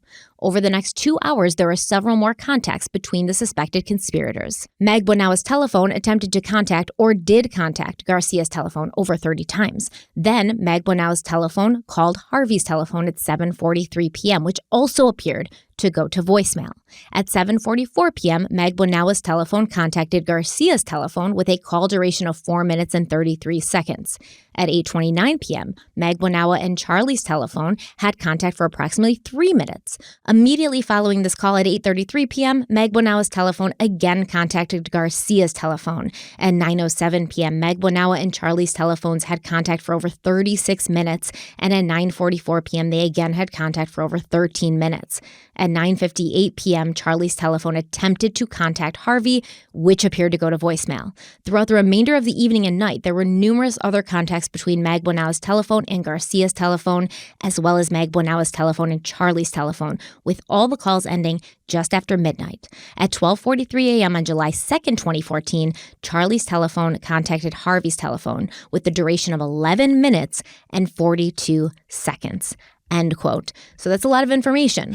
What are you taking from that information? Well, I mean, I can't go over every single detail, but it's obviously the pre-setup, the post-setup, during setup. You're showing a collaboration between the same people, and they're probably confirming facts, checking out facts, deciding on how things are going to occur, transactions and money, how it's all going to go down after the fact. And at the core of it all, you have Katie. Katie's the bridge between the Adelsons and Sigfredo Garcia, right? That's the whole bridge there. That's the common denominator. And I don't want to get too far ahead, but are you going to talk about the dynamic between Katie and Charles and Katie and Sigfredo and how that all kind of plays into this? Are we going to go, or can we do that right now, or do you have something blocked off for that? We can touch on that right now. I think we should take a quick break and come back and talk about that, because I also want to ask you a specific question about that whole cell phone communication. Let's do that. All right, we're going to take our last break. We'll be right back. So thankfully, with Crime Weekly and Criminal Coffee, Derek and I are pretty well staffed up. But there was a time when we were building our team that we found a lot of roadblocks, and we reached a lot of kind of complications, because finding good people who are going to fit into your business, to your culture, and who are going to work hard, it's more difficult than you would think. According to Forbes, January is the hottest month for hiring, and business owners and hiring managers are on the hunt for top talent, which is no easy task. If you're currently hiring, you can probably relate. It is challenging to find qualified candidates. That's why you need ZipRecruiter. ZipRecruiter's powerful matching technology finds the right people for your roles fast. And right now you can try it for free at ZipRecruiter.com/crimeweekly. How is ZipRecruiter so effective at finding top talent? Well, immediately after posting your job, ZipRecruiter's smart technology starts showing you candidates whose skills and experience match it. To encourage top candidates to respond to your job post even sooner, ZipRecruiter lets you send them a personal invite to apply, which is very cool, because if they don't find you, you can find them and basically just give them a nudge and say, hey, is this job interesting to you? And as you rate candidates, ZipRecruiter sends you more of the ones you like from the thousands of new job seekers who are joining this site. So we truly believe that ZipRecruiter has so much benefits, not just for the people like us who are looking to hire people, but for people who are looking for jobs that they're going to fit into, that they're going to be happy doing, that they're going to be passionate about. It's basically like a dating app for professionals who are looking to find businesses that they will feel happy at, that they can really be, full of joy to go to every day instead of working a job they hate. So we think ZipRecruiter is absolutely amazing for this, and Derek's going to tell you how you can check it out for yourself. That's right. This month, find the talent you need to fill all of your roles with ZipRecruiter. See for yourself why 4 out of 5 employers who post on ZipRecruiter find a quality candidate within the first day. Just go to the exclusive web address right now to try ZipRecruiter for free. ZipRecruiter.com/crimeweekly. Again, that's ZipRecruiter.com/crimeweekly. And Crime Weekly is all one word, CrimeWeekly. Check them out, guys. ZipRecruiter, the smartest way to hire. So for months and months, I was seeing Factor advertised everywhere, like on TikTok and stuff. And I was so interested because I've been looking for sort of like a meal planning service that I could use. But I wanted to make sure it was actually good. And I was too afraid to try it myself. And then they sponsored us for Crime Weekly. And I was able to try the products. And I'm so happy that I finally did, because Factor is really good. You can get started on your resolutions with Factor so you're ready for the new year. Factor's ready-to-eat meal delivery takes the stress out of meal planning and sets sets you up for success in the new year. Skip the grocery stores, prep work, and cooking fatigue. Instead, get chef-crafted, dietitian-approved meals delivered right to your door. With over 35 meals to choose from per week, including options like keto, calorie smart, vegan, and veggie, and more, plus over 55 weekly add-ons, you'll have a ton of nutritious and flavorful options to kickstart your resolutions. You can forget frantic lunch preps and rushed dinners. Factor's 2-minute meals are your secret weapon in the new year. Fuel up fast with restaurant-quality meals all delivered right to your door. And Factor now offers loads of snack options for breakfasts. They have smoothies, juices, snacks, and more to keep me going no matter what's on the schedule. You can also skip the overpriced takeout trap. Factor is cheaper and way more delicious than takeout. These chef-crafted restaurant-quality meals are delivered right to your door, and they're ready to heat and eat in just 2 minutes, which means more time for you. It's kind of like having a personal chef who lives with you and does all the cooking before you wake up, and then all you have to do is warm everything up during the day. And if you need a special occasion meal, Gourmet Plus is the perfect solution if you're looking for fast, upscale options done easily. When things get hectic, Factor is flexible. Change your order up every week with plans from 4 to 18 meals per week, or you can pause or reschedule your deliveries anytime. Let's say you're going on vacation, or you're going to be out of town for work, something like that. You can make sure that you're not getting this food delivered to you while you're gone.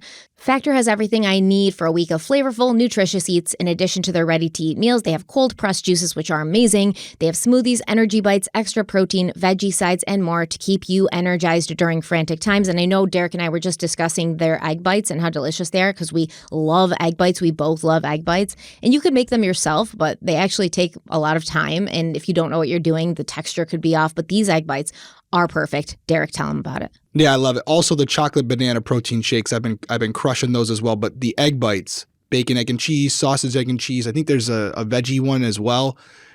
Little trick that I've learned. It says about 8 to 10 minutes at 350. Do about 12 minutes. Get a little bit of a crisp on the outside of the egg. Like a crisp, yeah. Yeah, it's phenomenal. Strongly recommend you check it out. And right now is the perfect time to do it. So head over to factormeals.com/crimeweekly50 and use our code crimeweekly50 to get 50% off. That's code crimeweekly50 at factormeals.com/crimeweekly50 to get 50% off.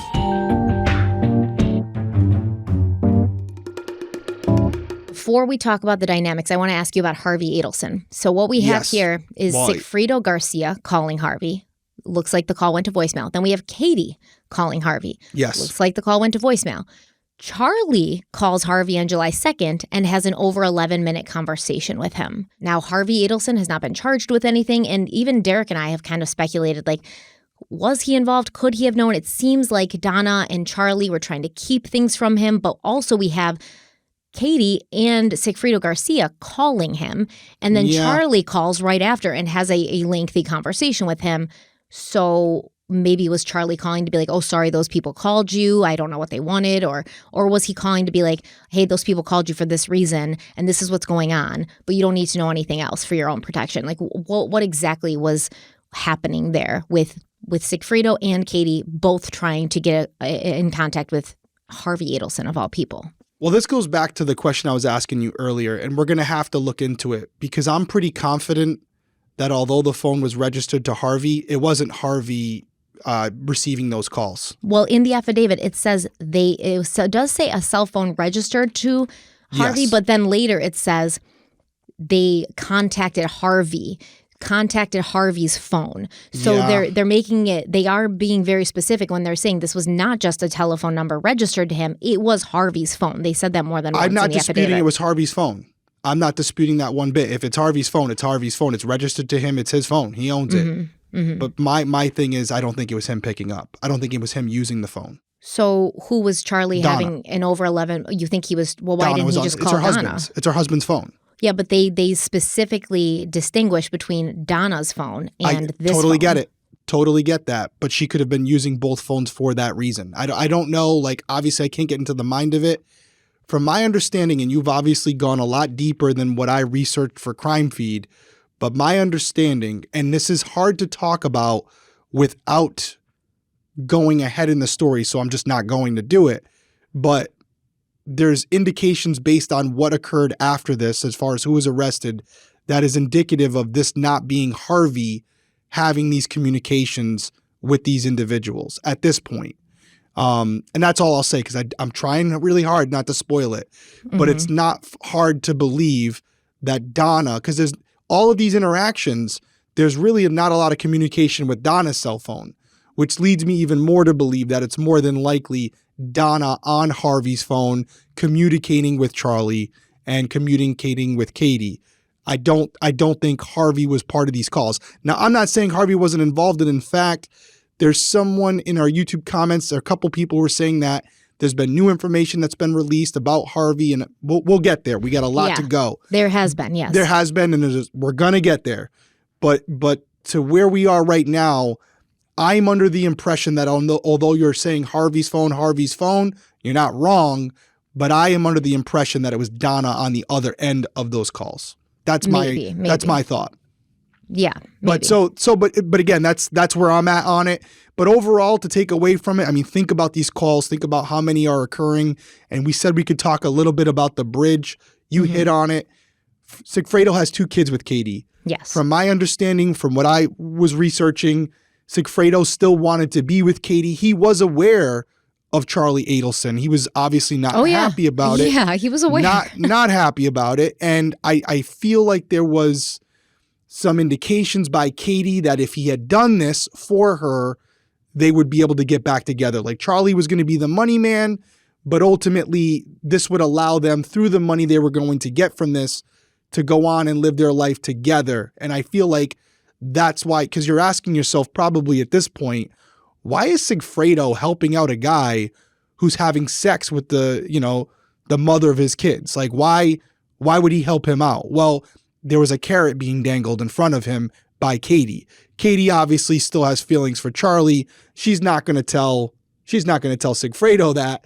So she's trying to make Charlie happy while also getting Sigfredo to do the dirty work. It's a really, really shitty situation. I don't know what other way to put it, but it's a really crazy situation. And again, it just goes back to the theme of this could be a movie for sure. Yes. We will talk more about it, but it is important to understand that, like, when Donna tried to flee the country and go to a country that did not have extradition with the United States, a one-way flight, Harvey was there with her. So at some point, he's going to have to ask questions, or he's going to have to be told something by Donna or Charlie where it's like, yo, we got to get out of here. And I'm buying a one-way ticket because we're not coming back because we could be arrested. And at that point, like, is he just going along with it? Is he like just completely blinded to what's happening? Or does he know a little bit to the point where he's going to be like, okay, let's pack and let's go, and I'll get the details later. Because if my husband was like, we're out, we got to go into a extradition country, I would be like, well, I'm not going nowhere with you until you explain to me what the hell's going on.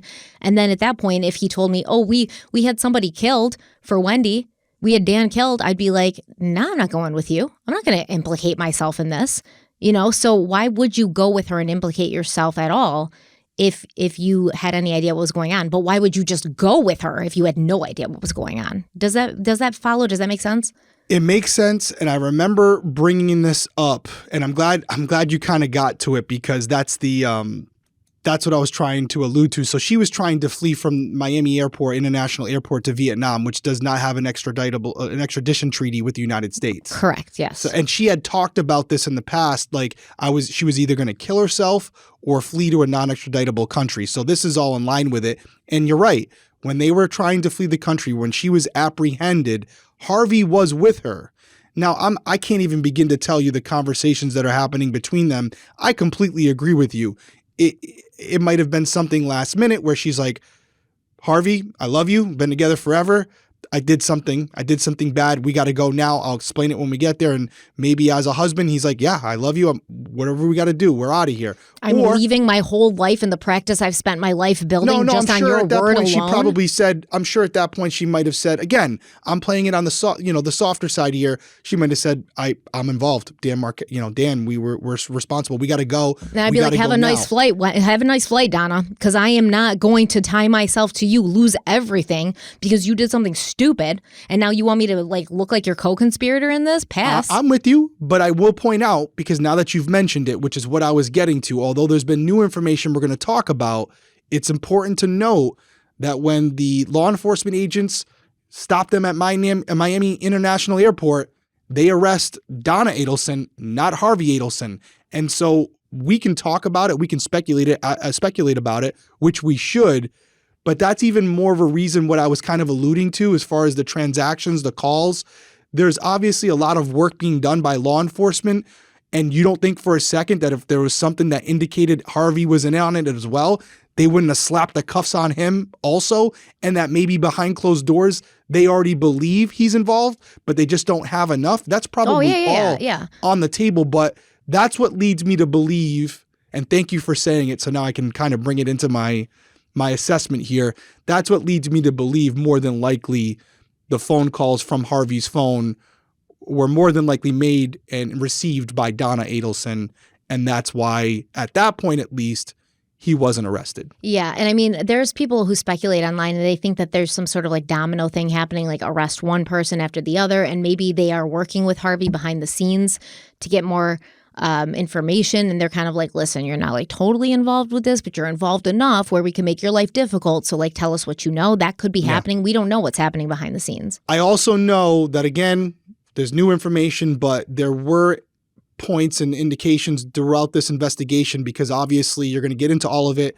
The Adelsons were being surveilled. They were recording. The FBI was recording everything. You know, there were numerous calls and communications between Donna and Charlie that suggested they were trying to keep at least some of what they were doing away from Harvey. They didn't want him to know about what they were carrying through with. So there is some separation there, but I'm with you though. I don't know how this all happens and Harvey's not aware of what's going on. He's obviously not a dumb guy. Yeah. So and then I she's find like, it hard we to gotta believe. go, and he's like, all right, like no, I'm with you. It's kind of the same argument with Wendy too, right? Like they're such a close-knit family. Everyone's talking about how tight they are, and it's almost uncomfortable and weird. But yet we're supposed to believe that Wendy and Harvey had no clue what Charlie and Donna were doing, and that's tough to swallow. And I will say, like, we'll get more into this later, but it seemed Wendy was being a little bit more careful. Like, she was not necessarily doing all of her communications through, like, her cellular device. There you go. She was using WhatsApp, you know. Yep, there you go. So maybe she was trying. Maybe think about it. Again, not saying it's smart, because, by the way, it's not. It's still your husband's phone. But she's thinking, oh, I don't want my number to be the consistent number that keeps popping up. So this phone's nearby. It's within reach.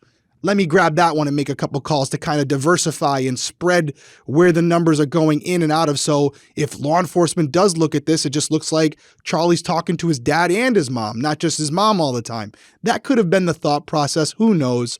But I know when you're giving that whole layout, and if you followed everything she said right there with all those phone numbers and dates and times, God bless you, because I was struggling there. But we got through it.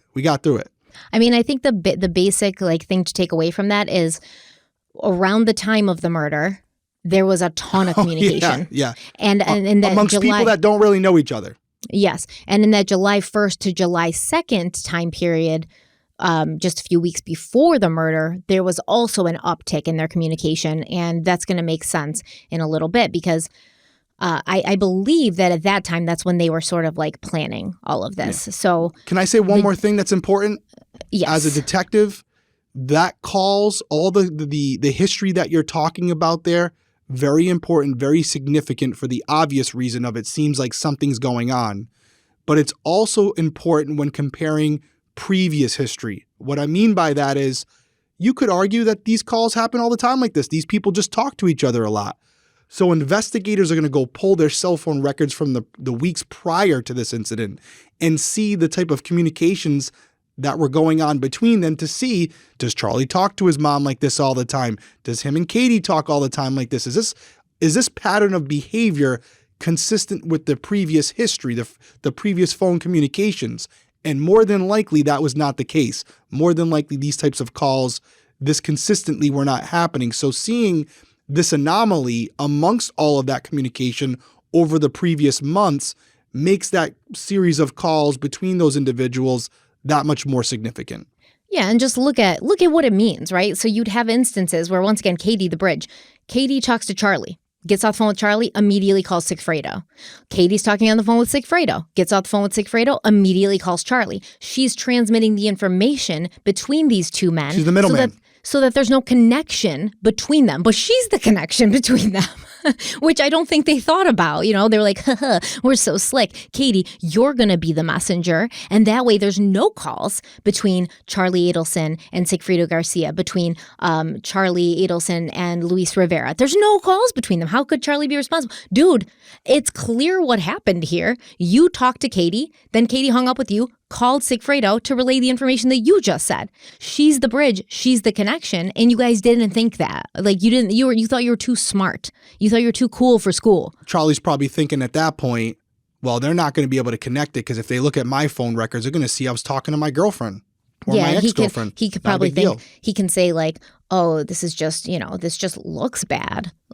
But I didn't know what they were planning. They were planning this, and I'm the patsy here, and I didn't realize. Let's call it what it is. They thought by hiring someone from Miami, someone from far away, law enforcement would never be able to tie these individuals back to Charlie. What they would have done if they were smart is have Sigfrido Garcia and Luis Rivera go into Dan's house and or steal his wallet at least, or steal his computer, or take something. That way it doesn't look like a personal hit. It looks like, maybe some guys in a gang saw Dan Markel and they were like, oh, he's a good target. Let's rob him and follow him home. And then they stole stuff from him. And now Charlie can be like, I don't know what they were just robbing him. Maybe because I was talking to Katie about Dan and my sister's marriage, and they knew that Dan had money. And then maybe they just took it upon themselves to follow him because they knew he would be an easy mark. And I don't know what happened. But the fact that they didn't take anything and they just went there specifically to kill him, it looks bad. It right? looks bad, yeah. Yeah. And I mean, I'm sure Charlie and everybody else didn't think, including Sigfrido and Luis, they didn't think that the police were going to be able to catch him on camera and do the research and track it all down and kind of reverse engineer everything. They're stupid. Because if they did, they wouldn't have done it that way, right? Hey, that's why I keep saying when we cover these cases, and it's a great thing for all of us, it's getting more and more difficult to commit a crime like this and get away with it. With the digital data, the amount of surveillance cameras that are on everybody's house, bus stop camera, buses cameras. And if the law enforcement officers do their job and they really dig deep and they get creative, the resources and technology are out there to go back and look at what happened that day. They really are. And like I said, as more and more time goes on, the window of opportunity for these criminals is slowly shrinking, which is a great thing for everybody. Not the criminals, but for us. Yeah, and these stupid guys, Sigfrido Garcia and Luis Rivera, they were like, this is going to be great. We're going to rent a car. Nobody's going to be able to tie this car back. You're an idiot. Not only is there a rental agreement, but a lot of these rental car places do put GPS trackers. Yeah. You dumbass. Yep. You would have been better off hot wiring a random car on the street, using that, getting rid of that shit, setting it on fire or breaking it down for parts, and it would never be tracked back to you. But you have a rental agreement with your name on it, you dumbass, and a GPS unit that's following your every move. And did you not think to ask, is there a GPS unit in here? They thought that they were slick. If criminals were smart, they wouldn't get caught. Bingo. That's not an insult to law enforcement. That's just, we as detectives look for the mistakes. That's it. The less mistakes you make, the less opportunities for us to catch you. But when you have something like this where you make an abundance of mistakes, it makes the job pretty easy, makes it fun.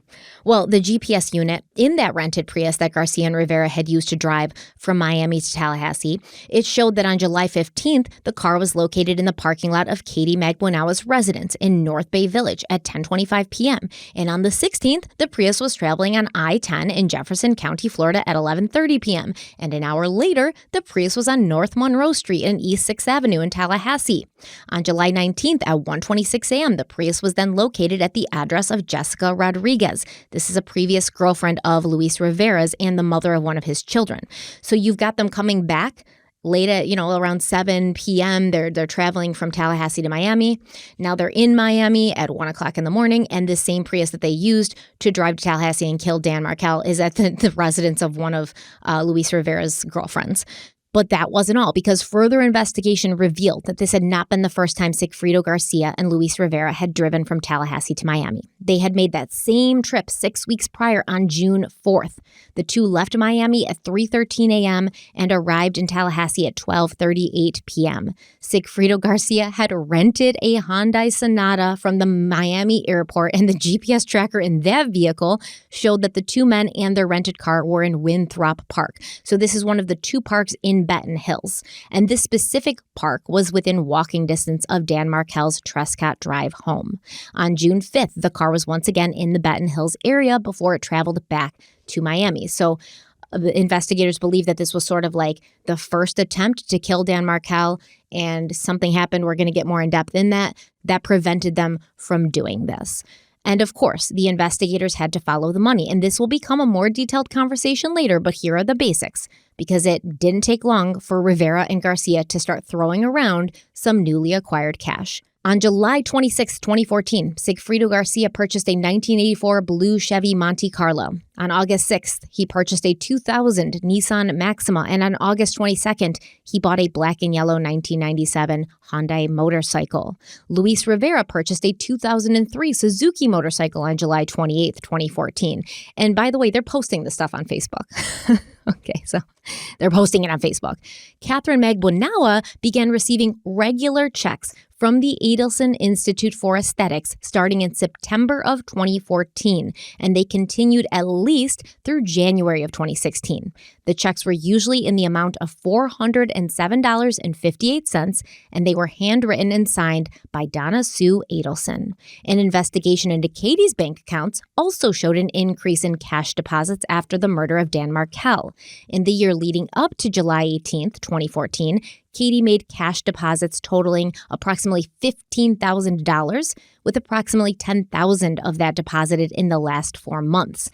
In the year following the murder, Katie made cash deposits totaling approximately $44,000, and these deposits were made primarily through ATMs in increments between $300 and $2,000. From the time of Markel's murder through November of 2015, the total amount of cash that was deposited in Katie's account that police were able to track was over $56,000.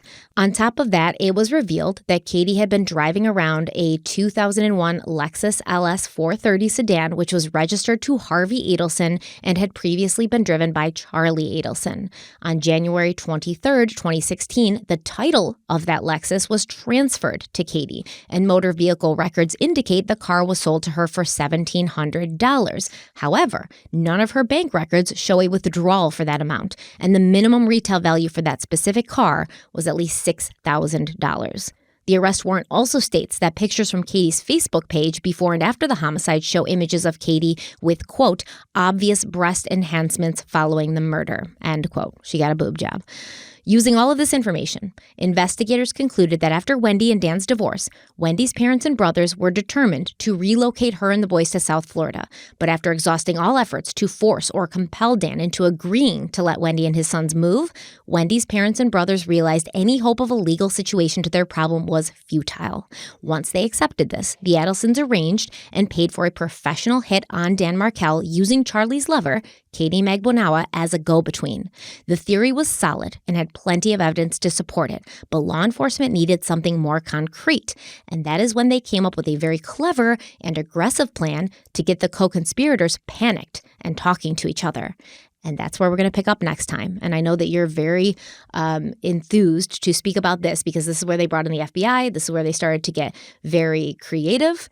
And the way that they get Donna and Charlie to start panicking and talking is brilliant, honestly. Yeah, and it worked like a charm. Yeah, it's it worked like a charm. It's a common move we use in as an investigative tactic. It doesn't always work out. Actually, I would say probably it's a coin flip most of the time. Worked but here. It's a totality, right? Like, it's not only what we're going to talk about next week, which we have video to support it. Don't go look it up. We're not just going to tell you about it. We're literally going to show you it. We're going to show you how this all came to be, because at this point now there's a lot of surveillance footage being taken of the Adelsons, but it's in totality of where we are and the fact that law enforcement is able to do what we're going to talk about next week because of the brilliant investigative work that's been done up to this point.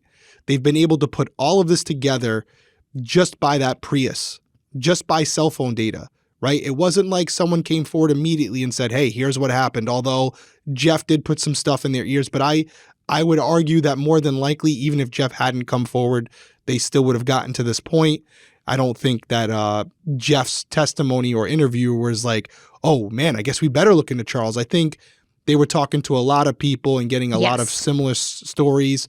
And then it's just the common like sense everybody, dude. Everybody. And it's also just common sense, right? I mean, you can, as an investigator, you're going to look into the dynamics of the person who was shot.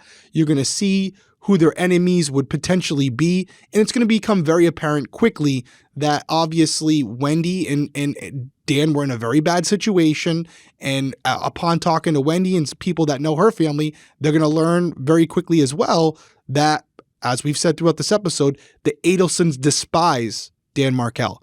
And so, yeah, that's a motive right there. That's your motive. So, and you're going to already go down that path regardless of who else comes forward. And as soon as they get the cell phone dump, as soon as they get a potential suspect vehicle, and it goes back to an episode or two ago where someone's watching that video surveillance footage of that gym parking lot and is monitoring all the vehicles going in and out of that parking lot at that time, making note of every vehicle being seen, and they're comparing it to the witness testimony of the neighbor who saw the suspect vehicle fleeing the area. This is all done by human beings like you and I who have to put in the hours, who have to put in the work to create this narrative that we're now discussing with you guys. It's not an easy task to do. We shouldn't take it for granted. We see all the bad police works that's done. We cover it a lot. This is one of the good ones. So yeah, I'm going to talk a lot about it, and I'm not going to hold back this episode. This is good. This is a good thing for me. Yeah, I think it's, and there's so much still to talk about. Oh yeah, 100%. We're just scratching the surface. Yeah, we're getting warmed up here. Yeah, they basically know at this point what happened, why it happened, but now they got to build the case for the jury. It's not about what, again, they could go in there and with just what they have and maybe get a conviction, but it'd be weak and a defense would probably rip a lot of it apart. They need to leave no doubt. And after you start hearing these next couple episodes, I think it'll all be put together for most of you. There's not much left up to speculation at that point. Yeah, exactly. Except for like maybe Wendy's part in it, Harvey's part in it, yeah, Wendy, Harvey, yep, absolutely. But everything that Charlie and Donna Sue did, and Katie and Luis and Sigfrido, it's pretty much laid out, and we're going to get into all of that. Absolutely. We appreciate you guys being here. Like, comment, subscribe on the video. If you're listening on audio, pause for a second. If you're on your app, whether it's Spotify or Apple Podcasts, go down below, leave a review. If you've been listening for a while and you like what we're putting out for you guys, we really appreciate it. It'd mean a lot to us. It helps boost us up in the charts and the algorithm, which exposes us to more people, which helps us in multiple ways. Obviously, we have the advertisers in here. I know they're not your favorites, but it helps support the channel and it keeps everything we do for you guys to be free. So it's a benefit to us. It's a benefit to you. And we're all working at this together. It also helps us support our other ventures like Criminal Coffee, which is giving back to the families that need it. So it's one big ecosystem. It's a circle of life, right? To quote Simba's dad. What's Simba's dad's? Mufasa. Mufasa? Yeah. Mufasa, right? We're all helping out each other. We appreciate you guys being here. We're painting with all the colors of the wind. That's also not from Lion King. It's a Disney movie. It's Pocahontas, but Pocahontas. Yeah, I knew it sounded familiar. We appreciate you guys being here, honestly. Yes. We have fun doing this. We hope you're enjoying these episodes, even though it's a tough topic to cover. There's a lot we can take from it, a lot we can learn from it. We will be back next week. Everyone stay safe out there. Have a good night. Bye.